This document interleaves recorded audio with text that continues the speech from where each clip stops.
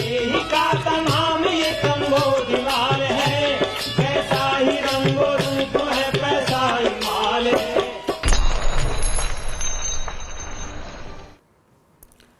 नमस्कार, मैं हूं शुभम शंकरधर। आप देख रहे हैं मनी 9। समय हो गया है मनी सेंट्रल का। मेरे साथ स्टूडियो में मनी 9 के एडिटर अंशुमान तिवारी जी जुड़ गए हैं। सर, बहुत स्वागत है आपका। अंशुमान जी से चर्चा शुरू करें उससे पहले देखिए आज कौन सी बड़ी खबरें मनी सेंट्रल का हिस्सा हैं। शुरुआत होगी लैंको की नीलामी से क्यों पीछे हटे अंबानी और अदानी, कैसे घटे बिजली कंपनियों के बकाए, एग्रीकल्चर की ग्रोथ पर शक क्यों हो रहा है, बिगड़ा मौसम कितनी बड़ी चुनौती, बैंक खातों में हो रही है बहुत बड़ी धांधली। क्या धांधली है, आपके खाते में तो नहीं हो रही है, कैसे पता करें, ये सब कुछ बताएंगे। और कच्चे तेल में आने लगे तेज उबाल के अनुमान, क्यों आ रहे हैं ये अनुमान, क्या कुछ चल रहा है कच्चे तेल के बाजार में, ये सब कुछ भी आज डिस्कस करेंगे। लेकिन शुरुआत लैंको अमरकंटक पावर प्लांट की नीलामी से।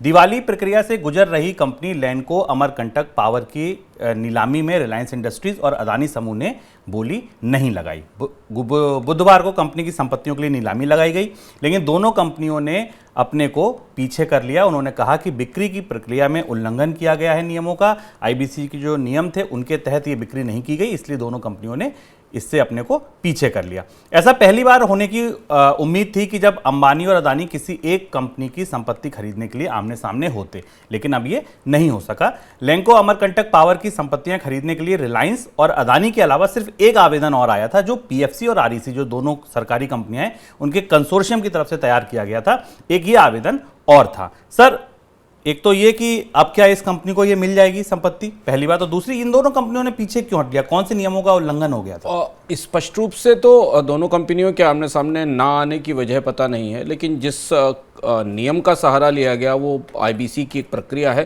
जिसमें दोनों कंपनियों का मानना था कि आईबीसी के अंदर कोई चैलेंज मैकेनिज्म नहीं है जिसमें एक कंपनी की बोली को दूसरी कंपनी की बोली चैलेंज कर सके या बोली लगा सके, ऐसा इनका मानना था। और इसलिए जब आज नीलामी हुई तो अडानी और अंबानी समूह, जिन्हें बिजली क्षेत्र में आमने सामने आने की संभावना बनती दिखाई दे रही थी, वो दोनों इससे अलग हट गए। अब अंततः फिर पीएफसी और आरईसी का, मतलब पावर फाइनेंस कॉर्पोरेशन और रूरल इलेक्ट्रिफिकेशन कॉर्पोरेशन जो कंपनियां हैं, उनके पास ये कंपनी जाएगी।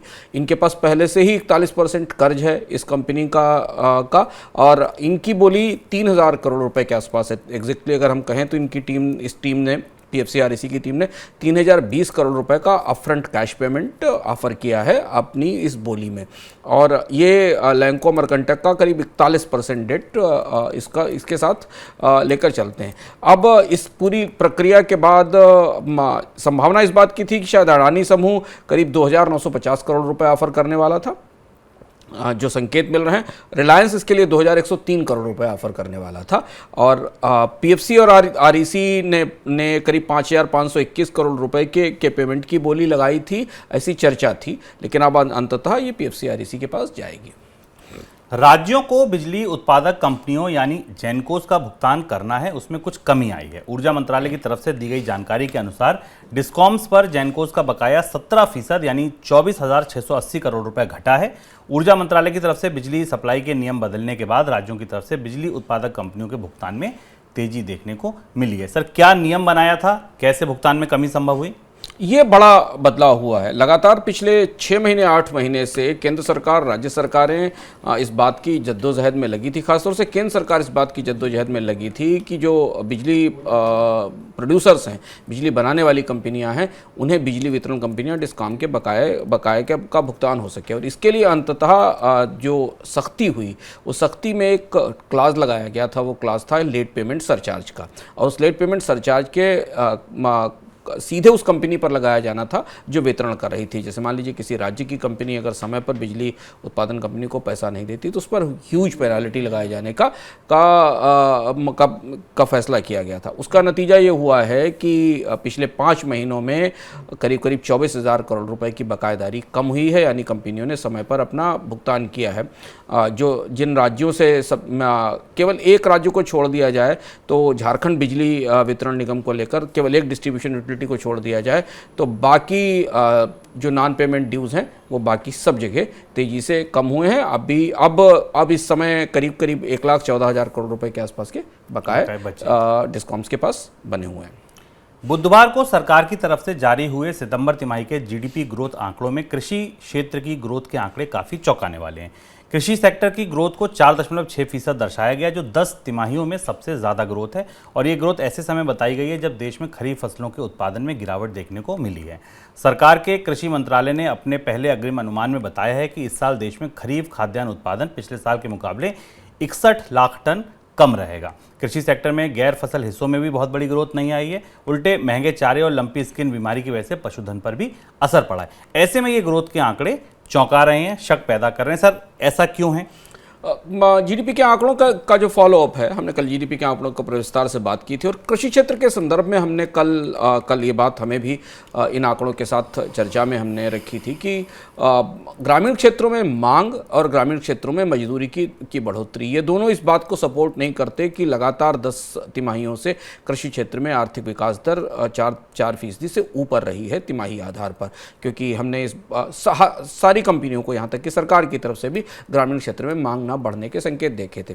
अब इसे हम करीब से इन आंकड़ों को देखें तो ये पहला साल था जब खरीफ के उत्पादन में कमी का आकलन किया गया था। केवल अनाजों को छोड़ने शुभम तो खरीफ में जो ऑयलसीड का उत्पादन था उसमें भी गिरावट का अनुमान था, जूट मेस्टा के उत्पादन में भी गिरावट का अनुमान था। केवल कॉटन और शुगर केन का एस्टीमेट ऊपर जाने वाला था। एक चीज़। दूसरी चीज़ है कि इस साल भारत में दूध का उत्पादन भी कम हुआ क्योंकि एक बड़ा हिस्सा पशुओं की बीमारी की चपेट में था। इसके बाद भी ये आंकड़े कहीं ना कहीं कुछ इन आंकड़ों में रहस्य है जो अभी स्पष्ट नहीं है। या तो ये आंकड़े रिवाइज होंगे और रिवाइज होने के बाद इनमें गिरावट आएगी। सेकेंडरी लेवल पर भी ये आंकड़े सपोर्ट नहीं करते, क्योंकि अगर कृषि क्षेत्र में इतनी अच्छी विकास दर थी तो फिर ग्रामीण इलाकों से बाजार में अच्छी मांग निकलनी चाहिए थी। और अगर ये आंकड़े डाउनवर्ड रिवाइज होते हैं एग्रीकल्चर की ग्रोथ के, आने वाले अगली तिमाही के अनुमान जो हमारे सामने आएंगे उसमें डाउनवर्ड रिवाइज होते हैं, तो फिर भारत की आर्थिक विकास दर में इस तिमाही और नीचे गिरावट आ सकती है। क्योंकि सर्विसेज सेक्टर और एग्रीकल्चर दो ही ऐसे सेक्टर थे जिन्होंने इस बार की ग्रोथ को 6.3 तक फीसदी की मंजिल तक पहुंचने में मदद की थी, जो पिछली तिमाही में 13.5% 13.5% थी। खनन और मैन्युफैक्चरिंग दोनों में हमने कॉन्ट्रैक्शन या उनमें गिरावट में शून्य से नीचे की गिरावट देखी है। पर्यावरण की चुनौतियां भारत में आर्थिक ग्रोथ पर असर डाल सकती हैं। वर्ल्ड बैंक ने अपनी एक रिपोर्ट में कहा है कि बढ़ते तापमान की वजह से 2030 तक भारत की जीडीपी 4.5% तक साफ हो सकती है। रिपोर्ट में कहा गया है कि बढ़ते तापमान की चुनौतियों की वजह से नौकरियों पर भी इसका गहरा नकारात्मक असर होगा। सर, कितनी बड़ी चुनौती बन रहा है ये बिगड़ता मौसम? और भारतीय कृषि पर इस पर चर्चाएं काफ़ी समय से चल रही हैं। पर विश्व बैंक ने अब एक तरह से आकलन प्रस्तुत कर दिया है कि 2040 तक भारत के में करीब 150 से 225 बिलियन डॉलर तक का जीडीपी नुकसान में जा सकता है। हमने सिर्फ अभी देखा, ताज़ी स्मृतियां हमारी अभी मानसून की उतार चढ़ाव और उसकी अस्थिरता को लेकर हमारे सामने है। खरीफ के सीज़न में शुरुआत हुई थी, खरीफ के सीज़न में सूखे के साथ और समापन हुआ भयानक बाढ़ के साथ। और ये पर्यावरण की जो बदलाव हैं, उन बदलावों के कारण भारत में कृषि प्रभावित हो रही है। और अंतर्राष्ट्रीय स्तर पर विश्व में बहुत सारे अध्ययन मान रहे हैं कि पर्यावरण में बदलावों का सबसे बड़ा असर दुनिया में एग्रीकल्चर पर पड़ रहा है। और इस साल भी दुनिया के कई सारे हिस्सों में खाद्यान्न की मांग बढ़ने और उत्पादन घटने का अंदेशा सिर्फ इस वजह से है। विदेशों में रह रहे भारतीय कामगार इस साल भारत में रिकॉर्ड पैसा भेज सकते हैं। वर्ल्ड बैंक की रिपोर्ट कहती है कि इस साल रेमिटांस के तौर पर भारत आने वाले पैसों में 12% की बढ़ोतरी हो सकती है और आंकड़ा $100 अरब पहुंच सकता है। रेमिटांस प्राप्त करने वाले देशों में इस साल चीन, मैक्सिको और फिलीपींस से भारत आगे निकल जाएगा। अमेरिका और ब्रिटेन जैसे धनी देशों में हाई स्किल्ड भारतीय कामगार पहले से मुकाबले ज़्यादा पैसा भेज रहे हैं, इस वजह से बढ़ोतरी देखने को मिल सकती है। सर, कैपिटल आने का एक सोर्स ये भी है रेमिटांस। कितनी बड़ा स्रोत होगा ये जो चुनौती है विदेशी मुद्रा के मोर्चे पर बनी हुई, उसको हल करने में? रेमिटेंसेस भारत के पूरे विदेशी मुद्रा प्रोफाइल में एक हिस्सा, महत्वपूर्ण हिस्सा रखते हैं, छोटा हिस्सा रखते हैं। लेकिन 90-91 में सुधार शुरू होने से पहले भारत में विदेशी मुद्रा का प्रमुख स्रोत, एक बड़ा स्रोत यही हुआ करता था। लेकिन अब धीमे धीमे पूंजी और निर्यात और खासतौर से पूंजी निवेश के कारण विदेशी मुद्रा आ रही है। पर इसमें एक महत्वपूर्ण आंकड़ा विश्व बैंक की रिपोर्ट में दिखाई देता है। पूरे साउथ एशिया में करीब जो रेमिटेंसेज हैं या वहाँ से आने वाले पैसे हैं वो 3.5% बढ़कर $163 बिलियन डॉलर के आसपास हो जाएंगे। भारत में सबसे ज़्यादा 12% की ग्रोथ दिखाई दे रही है और दो वजहों से दिख रही है जो जानना जरूरी, दो अलग अलग रीजन से। एक तो गल्फ रीजन से, और विश्व बैंक का मानना है कि खाड़ी देशों में महंगाई आमतौर पर पूरी दुनिया की तुलना में कम रही है और काफ़ी कम रही है। उसका फ़ायदा वहाँ काम करने वाले मजदूरों को हुआ है और उन्होंने ज़्यादा पैसा बचाकर भारत में भेजा है, जिसके कारण ये रेमिटेंसेस बढ़ेंगी। दूसरा, विदेश में रहने वाले पश्चिमी देशों में काम करने वाले लोग जिन्हें कोविड की मंदी के बावजूद वहाँ से रेमिटेंसेस बढ़ने की संभावना है, जिसकी एक बड़ी वजह ये हो सकती है कि वहाँ रोजगारों में छटनी तो हुई, लेकिन जो इस तरीके के बेनिफिट्स वहाँ सरकारों ने दिए अपने कर्मचारियों को कोविड के दौरान, या उनके जो पेचेक प्रोटेक्ट किए गए, उनकी तनख्वाहें प्रोटेक्ट की गई, और उनका भी एक फ़ायदा भारत में विदेश से आने वाले पैसे, जो व्यक्तिगत रूप से पैसे आते हैं, उनमें दिखाई दिया है। भारतीय अर्थव्यवस्था में खासतौर से कुछ राज्यों की अर्थव्यवस्थाओं में और कुछ राज्यों के भीतर की अर्थव्यवस्थाओं में विदेश से आने वाली पूंजी का या पैसे का जो पारिवारिक रूप पर आते हैं उसका बड़ा योगदान है। खासतौर से केरल की अर्थव्यवस्था को अगर हम लें, उत्तर भारत के भी महाराष्ट्र के भी कई हिस्सों की अर्थव्यवस्थाओं में ये रेमिटेंसेस काफ़ी बड़ा योगदान करते हैं। भारतीय रिजर्व बैंक ने डायरेक्ट बेनिफिट ट्रांसफर यानी डीबीटी से जुड़े खातों में बढ़ रहे घोटालों को लेकर आगाह किया है और बैंकों को निर्देश दिया है कि वे मामले को लेकर अपनी जांच का दायरा बढ़ाएं। रिजर्व बैंक के सामने ऐसे कई मामले आए जिनमें डीबीटी खातों से जुड़े खातों में बड़े स्तर पर लेन देन हुए। हाल ही में रिजर्व बैंक की और बैंकों के वरिष्ठ अधिकारियों की जो बैठक हुई उसमें इस मुद्दे को उठाया गया। सर, किस तरीके से इन खातों का इस्तेमाल हो रहा, किस तरीके से हेरफेर हो रही थी? ये बड़ा घटनाक्रम है। रिजर्व बैंक ने एक खबर जो आज कुछ जगह आई है जिससे पता चल रहा है कि रिजर्व बैंक ने बैंकों से ये कहा है कि जो डायरेक्ट बेनिफिट ट्रांसफ़र वाले खाते हैं उनका काफ़ी दुरुपयोग हो रहा है। और दो चीज़ें रिजर्व बैंक ने इसमें मॉनिटर की हैं। एक तो ये मॉनिटर की है कि इन खातों में बड़े ट्रांजैक्शंस हो रहे हैं, जबकि डायरेक्ट बेनिफिट ट्रांसफ़र हासिल करने वाले खाते हैं जिनमें कि सरकार की तरफ से मिलने वाली स्कीमों का पैसा आता है, और इनमें बड़े ट्रांजैक्शन हो रहे हैं जो ऐसा लगता है कि जिस व्यक्ति के नाम खाता है वो शायद इसका इस्तेमाल नहीं कर रहा, कोई दूसरा व्यक्ति इसका इस्तेमाल कर रहा है। और दूसरी बात ये पता चला है कि इन खातों के बिहाफ पर इंस्टेंट लोन लिए जा रहे हैं। इन खातों को गिरवी रखकर सामने दिखाकर लोन भी लिए जा रहे हैं, जो इन खातों के कामकाज में कहीं ना कहीं संदेह पैदा करता है। इस बात की भी खबर है कि डीबीटी के धारकों ने इन खातों को मनी लेंडर्स को भी दे दिया है, यानी जैसे ग्रामीण इलाकों में पैसा उधार ले लिया गया है और उसके बाद इस खाते के बदले को आधार बनाकर भुगतान करने के लिए कहा गया है, मनी लेंडर को इस खाते से वापस पैसा मिल जाता है। और इसलिए रिजर्व बैंक ने इन खातों के कामकाज में बैंकों को काफ़ी गहरी नज़र रखने के लिए कहा है। इसमें अधिकांश खाते शायद, जहाँ तक संकेत मिल रहा है, वो प्रधानमंत्री कृषि किसान सहायता योजना जो आती है, किसान सम्मान निधि, उससे जुड़े हो सकते हैं, ऐसा संदेह किया जा रहा है, क्योंकि वहीं बड़ा ट्रांसफ़र होता है। और इसके अलावा भी डायरेक्ट बेनिफिट ट्रांसफ़र के दूसरे भी खाते हैं। ये बैंकों को पड़ताल करने के लिए कहा गया है। अब खबर बजट से जुड़ी।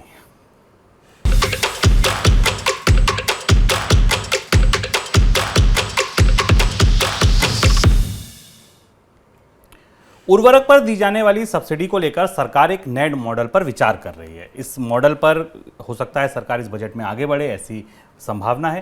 केंद्र सरकार ने कुछ जिलों में पायलट प्रोजेक्ट शुरू करने की योजना भी बना ली है और प्रोजेक्ट शुरू करने के लिए दक्षिण भारत के कुछ राज्यों से बातचीत शुरू कर दी है। ये प्रोजेक्ट क्या होगा, कैसे काम करेगा, ये अंशुमान जी समझेंगे, लेकिन इसका मकसद जो समझ आ रहा है वो यूरिया की बेहतर उपलब्धता और इसके वितरण में पारदर्शिता लाना होगा। सर, क्या होगा इस प्रोजेक्ट में और ये कैसे काम करेगा?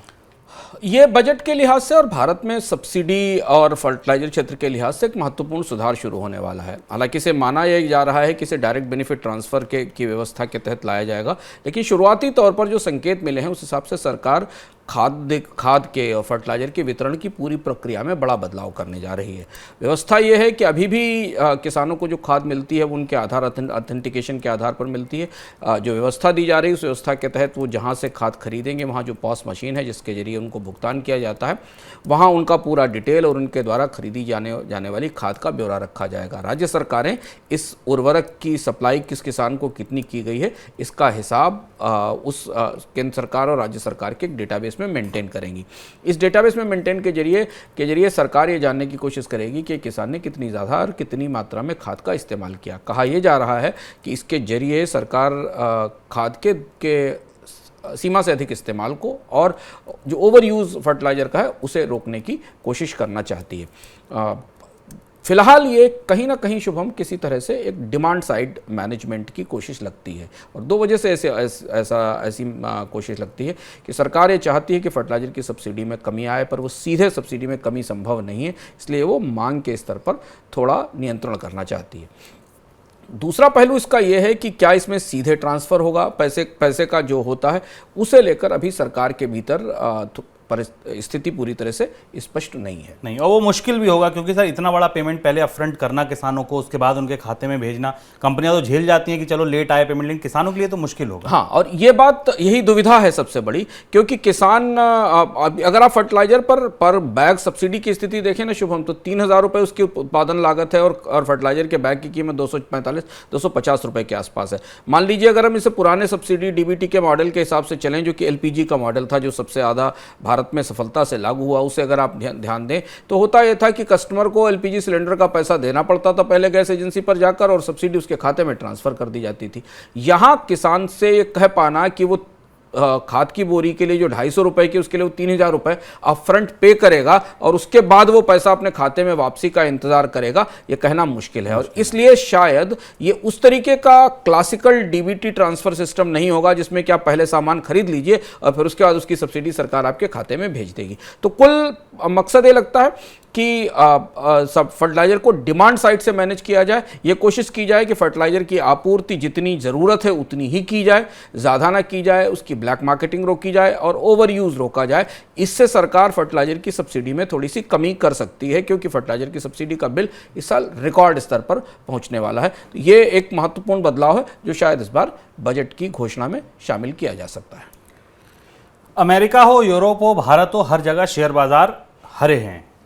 कमोडिटी बाजार में भी तेजी देखने को मिल रही है। इसकी जो वजह थी, इसका जो कारण था, वो दरअसल अमेरिका से आई एक खबर था। अमेरिकी सेंट्रल बैंक फेडरल रिजर्व के चेयरमैन जेरोम पावेल ने यह संकेत दिया कि दिसंबर से ब्याज दरों में होने वाली बढ़ोतरी की रफ्तार कुछ कम हो जाएगी, सुस्त पड़ जाएगी। उनके इस बयान के बाद दुनिया भर के बाजारों में हलचल बढ़ गई। अमेरिकी और एशियाई शेयर बाजारों में तेजी देखी जा रही है। अमेरिकी डॉलर पर दबाव है और उसकी वजह से कमोडिटी बाजार भी हरे हैं। विदेशी बाजार में गोल्ड का भाव $1,800 प्रति औंस के करीब पहुंच गया। कच्चे तेल की कीमतों में फिर उबाल आ गया। ब्रेंट क्रूड का भाव $87 के करीब फिलहाल कारोबार कर रहा है। सर, क्या मतलब है जेरोम पावेल के बयान का कि सब कुछ हरा हरा दिखने लगा?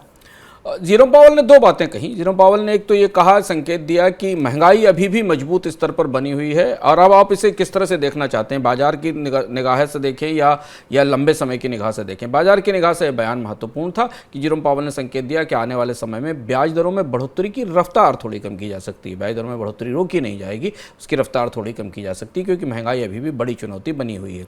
अब इसको तात्कालिक तौर पर बाजार की प्रतिक्रिया इस पर उत्साहवर्धक थी, क्योंकि बाजार ये मान रहा था कि शायद जेरोम पावेल ऐसी बात खुलकर नहीं कहेंगे। उन्होंने खुलकर कहा और इसका हमें बाजार पर बदलाव दिखाई दिया। लेकिन इसका दूसरा पहलू ये कि पावेल ने ये कहा कि अभी भी कंसिस्टेंट इन्फ्लेशन काफ़ी ऊंचाई पर बनी हुई है, और दूसरी चीज़ ये कि बाजार में ब्याज दरें लंबे समय तक ऊंची रह सकती हैं, जो लॉन्ग टर्म का प्रोजेक्शन उन्होंने दिया। तो इसका मतलब है कि फिलहाल ब्याज दरों में बढ़ोतरी में थोड़ी सी कमी की जाएगी, लेकिन बढ़ोतरी की रफ्तार थोड़ी कम की जाएगी, लेकिन दुनिया को लंबे समय तक ऊंची ब्याज दरों के बीच रहना पड़ेगा। तो जो सॉफ्ट लैंडिंग की बात हो रही थी या ब्याज दरों में बढ़ोतरी की प्रक्रिया जल्दी रुक जाने की बात हो रही थी, अब वो लंबी चलेगी।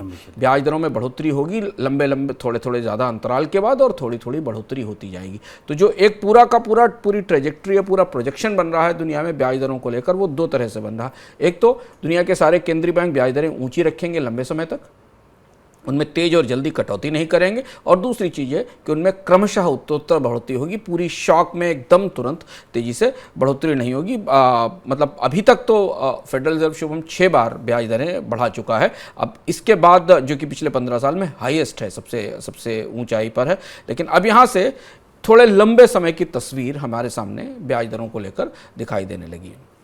कच्चे तेल के बाजार में सर ब्रेंट $87, WTI क्रूड $80। अगले हफ्ते 2 इंपॉर्टेंट बैठक होनी है, एक ओपेक की और एक दूसरा जो रूस के तेल पर कैपिंग होनी है, उसकी 5 दिसंबर से डेट थी, वो भी अब करीब है। क्या चल रहा है वहाँ, क्या स्थिति बनती दिख रही है? हम पहले रूस की कैपिंग की बैठक पे बात करते हैं। फिलहाल अभी यूरोपीय देशों और अमेरिका और बाकी देशों के बीच सहमति नहीं बन पाई, और सहमति नहीं बल्कि काफ़ी खासी असहमति दिख रही है रूस के कच्चे तेल पर कि कैपिंग का मूल्य तय करने पर। कैप करने को हर व्यक्ति तैयार है, सारे देश तैयार हैं, लेकिन इसका मूल्य क्या हो इस पर गहरी असहमतियां हैं। अमेरिका और यूरोप के कुछ बड़े देशों का मानना है कि इतनी रूस के कच्चे तेल की कीमत इतनी भी कम ना रखी जाए जिससे कि रूस का उत्पादन ही बाजार में आना बंद हो जाए, और रूस रिटेलिएशन में अगर बाजार में उत्पादन लाना बंद कर देगा तो अंतर्राष्ट्रीय बाजार में कच्चे तेल की कीमतें काफ़ी ऊंचाई पर चली जाएंगी, और जिसके संकेत हमें अभी से ही मिलने लगे हैं। और दूसरी तरफ पोलैंड, लिथुआनिया जैसे देशों का एक कहना है कि अगर $60 या $55 के आसपास की कैपिंग तय की गई, यानी रूस इससे अधिक कीमत पर तेल दुनिया में नहीं बेच पाएगा, और वो ऐसा न कर पाए इसके लिए शिपिंग कंपनियों को, बीमा कंपनियों को मुस्तैद किया जाएगा। तो इससे उनका कहना है कि रूस की अर्थव्यवस्था को कोई नुकसान नहीं होगा, क्योंकि रूस की कच्चे तेल की लागत इसकी बिल्कुल आधी है, $22-23 है। तो रूस आसानी से इस पैसे से अपनी वार मशीन को चलाते रहेंगे, पुतिन युद्ध के साजो सामान तैयार करते रहेंगे और यूक्रेन पर हमले भी जारी रखेंगे, और आसपास की अर्थव्यवस्थाओं के लिए, आसपास के देशों के लिए बड़ा खतरा भी बने रहेंगे। अब यूरोपीय समुदाय को इसके बीच का कोई रास्ता निकालना, और इसलिए सहमति नहीं हो पाई, और देखते देखते बैठक सामने आ गई है, जिस बैठक में अब तय होना है कि प्राइस का बैंड क्या होगा, किस कीमत पर होगा। पुतिन कह चुके हैं कि अगर ये बैंड आया या ये कैपिंग लगाई गई तो बाजार में तेल बंद करेंगे। दूसरी चीज़ ये कि गैसप्रॉम ने, जो रूस की बड़ी गैस कंपनी है, उसने भी गैस की कीमतों में बड़ी तेजी को लेके संभावना जाहिर की, और उसने भी कहा है कि आने वाले समय में दुनिया में गैस की कीमतों में रिकॉर्ड बढ़ोतरी हो सकती है। उसका कहने का तर्क ये है कि उसका कहना था कि यूरोपियन गैस के प्राइस जो है वो $3000 पर MCM तक जा सकते हैं, क्योंकि गैस की किल्लत आने वाले समय में यूरोपीय बाजारों में होगी। अब हम दूसरी बैठक देखें, दूसरी बैठक ओपेक की है। ओपेक की बैठक में इस बात की संभावना जाहिर की जा रही थी कि शायद ओपेक के देश उत्पादन में कटौती की घोषणा करेंगे, पर अभी आज तक जब हम इसको रिकॉर्ड कर रहे हैं इससे संकेत नहीं है कि ओपेक देश फिलहाल अपनी वियना की बैठक में उत्पादन में कोई कटौती का फैसला लेंगे। ऐसा संकेत मिल रहा है कि वो करीब से इस पर नजर रख रहे हैं, क्योंकि ओपेक का जितना कमिटेड उत्पादन था इस पीरियड के लिए, जिस पीरियड में ये पिछली कटौती लागू की गई थी, उत्पादन का वो स्तर भी अभी हासिल नहीं हो चुका है, उतना भी कच्चा तेल बाजार में नहीं आ पाया है। और दूसरी तरफ अभी फिलहाल ओपेक देश जो वेनेजुएला और रूस के तेल की परिस्थितियां बदल रही हैं उसको पर करीब से नजर रख रहे हैं। सर, इस बीच अनुमान आने लगे हैं $100 के फिर से कि कच्चे तेल की कीमतें $100 एवरेज रह सकती हैं अगले साल। ये अनुमान कितने पुख्ता लग रहे हैं आपको? दो अनुमान आए हमारे पास कच्चे तेल की कीमतों के ऊंचे लेकर, और खासतौर से 2023 के अनुमान, हम 2023 के करीब खड़े हुए। दो अनुमान आए, एक अनुमान रेस्टेड एनर्जी का था और दूसरा गोल्डमैन का था। ये माना जा रहा है कि चीन की पेंटअप डिमांड अगले साल बाजार में आ सकती है, और ये सबसे बड़ी वजह है। ये माना जा रहा है कि चीन में जो भी अर्थव्यवस्था में संकट है, उलझन है, वो अगले 3 महीने में दूर हो जाएगी। चीन में लॉकडाउन वापस खुलेंगे और कामकाज शुरू होगा। तो चीन की जो मांग, वास्तव में वो मांग जो मांग पिछले 2 साल से दबी हुई है कोविड के कारण, आर्थिक उत्पादन में गिरावट के कारण, वो पेंटअप डिमांड, तो अभी ऑयल मार्केट को दिख रहा है कि चीन की पेंटअप डिमांड बाजार में आई ही नहीं है। चीन की जो बची हुई डिमांड है, जो अंदर छिपी हुई डिमांड है, वो अगले साल बाजार में हिट करेगी, क्योंकि अगले साल चीन की अर्थव्यवस्था वापस अपनी पटरी पर लौटेगी, और उस समय कच्चे तेल की कीमतें $100 से ऊपर जा सकती हैं। और दूसरा बड़ा जो ट्रिगर हो सकता है वो इसको लेकर है कि अगर रूस के कच्चे तेल के ऊपर बहुत कम कीमत उसकी तय की गई और रूस ने अपना उत्पादन और आपूर्ति बाजार में बंद कर दी, तो अभी अगले साल कच्चे तेल की कीमतों में बढ़ोतरी दिखाई देगी। ये एक फैक्टर, और ये फैक्टर भारतीय शेयर बाजारों के लिए भारतीय बाजार के लिए चुनौती है, क्योंकि कच्चे तेल की कीमत $90 $95 से ऊपर जाती है तो फिर भारत में रुपए पर और ओवरऑल जो इन्वेस्टमेंट सेंटीमेंट है उस पर असर दिखाई देगा। राष्ट्रीय सुरक्षा का हवाला देकर बाइडेन प्रशासन ने चीन की कंपनी हुआवे और ZTE को टेलीकॉम उपकरण सप्लाई के लिए बैन कर दिया। इससे पहले शुक्रवार को अमेरिकी फेडरल कम्युनिकेशन कमीशन ने चीन सर्विलांस उपकरण बनाने वाली कंपनी दाहुआ टेक्नोलॉजी और टेलीकॉम फर्म हाइत्रा कम्युनिकेशन को भी बैन कर दिया था। अमेरिकी प्रशासन को लगता है कि कंपनियों के माध्यम से चीन अमेरिकी नागरिकों की जासूसी कर सकता है। सर, इन प्रतिबंधों का क्या असर होगा? 4 कंपनियों पर प्रतिबंध लगाया गया। हुआवे और चीन के रिश्ते, हुआवे और अमेरिका के रिश्ते लंबे समय से खराब हैं और अमेरिका के रेगुलेटर और इंटेलिजेंस एजेंसियां हुआवे को स्पाइंग करने वाली फर्म के तौर पर काफ़ी समय से मान रही। हुआवे लगभग 1 दशक से अमेरिकी बाजार में पहुंचने की और हिस्सेदारी बढ़ाने की कोशिश कर रही, पर सिक्योरिटी क्लियरेंस हुआवे को नहीं मिल रहे हैं। लेकिन अब अमेरिकी सरकार ने हुआवे के साथ जेटी, जो दूसरी इसकी सहयोग की कंपनी है, जो चीन की बड़ी इक्विपमेंट सप्लायर कंपनी है, सर्विलांस कैमरा बनाने वाली कंपनी हाइक्विजन और दाहुआ, इनको भी प्रतिबंधित कर दिया। और इसके साथ अब पूरी दुनिया में हुआवे के लिए आमतौर पर बड़े बाजारों के दरवाजे लगभग बंद हो गए। माना जा रहा है कि हुआवे के लिए केवल अमेरिका से ही नहीं, यूरोप के देशों में भी जब अमेरिका में प्रतिबंध लगाया गया और वो भी सिक्योरिटी, स्पाइंग, जासूसी के संदेह के कारण प्रतिबंध लगाया गया, तो ये असर हमको अमेरिका के अलावा यूरोप के मार्केट में भी दिखाई देगा। और हुआवे के लिए बड़ा झटका है, क्योंकि हुआवे दुनिया की उन कुछ चुनी हुई कंपनियों में से थी जिसके पास 5G टेक्नोलॉजी थी, और जो 5G का नया ट्रांजिशन पूरी दुनिया के बाजारों में आ रहा है, उस बाजार में हुआवे को मांग की उम्मीद थी, खासतौर से यूरोपीय बाजारों में।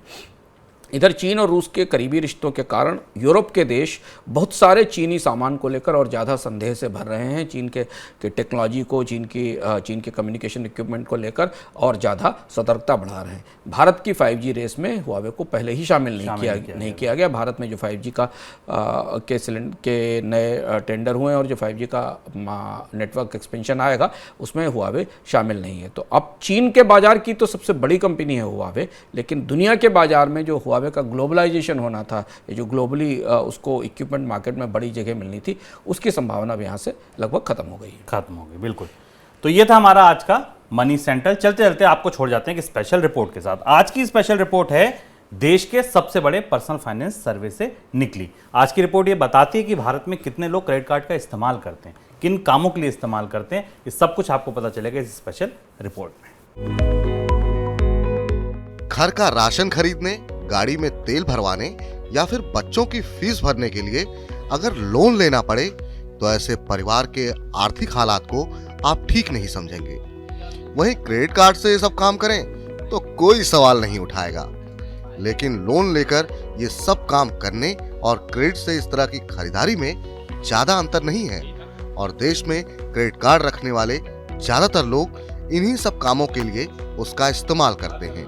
मनी9 के पर्सनल फाइनेंस सर्वे से पता चला है कि देश में लगभग 7% परिवार क्रेडिट कार्ड का इस्तेमाल करते हैं और कार्ड रखने वाले उसका 50% लोग ग्रोसरी खरीदने, 47% गाड़ी में तेल भरवाने, 38% कपड़े खरीदने और 33% बच्चों की फीस भरने या बिजली पानी के बिल चुकाने के लिए करते हैं। इसके अलावा टिकट खरीदने, घर के लिए फ्रिज या टीवी खरीदने और यहाँ तक कि लोन की किस्त चुकाने में भी क्रेडिट कार्ड का इस्तेमाल होता है। सर्वे के आंकड़े और भी चौंकाते हैं जब पता चलता है कि क्रेडिट कार्ड रखने वाले आधे से ज्यादा लोग उसका इस्तेमाल एटीएम से कैश निकालने के लिए करते हैं, जो क्रेडिट कार्ड इस्तेमाल का सबसे महंगा सौदा है।